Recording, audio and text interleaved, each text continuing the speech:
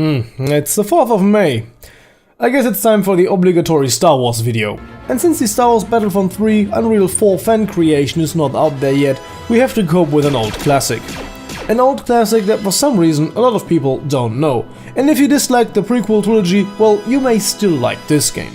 So for today's topic, Star Wars Republic Commando, a more dark and military-style Star Wars game. You are RC-1138, aka Boss, the commanding officer of Delta Squad, a team of elite clone troopers, the so-called Republic Commandos, and later Imperial Commandos. Cloned from the genetic template of the famous Mandalorian bounty hunter Jango Fett, clones selected for the Commando program were trained by Mandalorian drill sergeants that were recruited by Jango Fett himself to train them to become the deadliest soldiers of the clone army. So, long story short, Commandos are just way more badass than regular troopers. You and your squad have to complete missions on Geonosis, Kashyyyk and in space. You will encounter slavers like these Trandoshans, these weird bugs, and of course tons of droids. But I won't spoiler you the story. By the way, do you hate these creatures from Geonosis? These bug-like things from episode 2? Well, then this game is specially made for you. This game is certainly one of the more darker Star Wars games.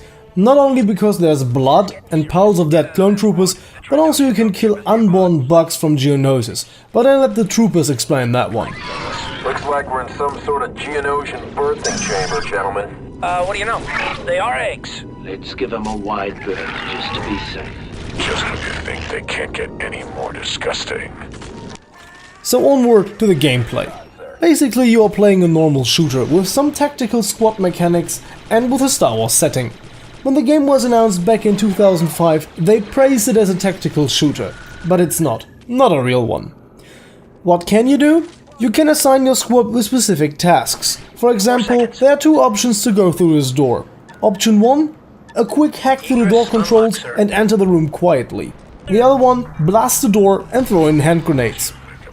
Besides the occasional door breach, you have to place demolition charges, hack terminals or revive your teammates. Because you're the boss, it is also possible to assign these jobs to your troopers as well. You can send your troopers into fire positions, tell them to hold a designated area, charge ahead or form up around you.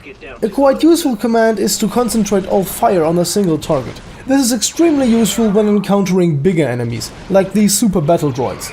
By the way, compared to Star Wars Battlefront, these are quite challenging enemies.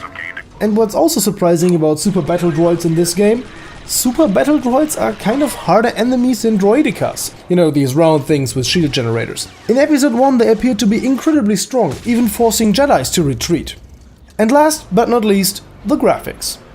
I guess there's not much to say about this, because it's an old game. It's from 2005 and it runs on a modified version of the Unreal 2 engine. If you can look past the old textures, I'd say it aged quite well. Also the sound design is decent, especially the soundtrack is nice.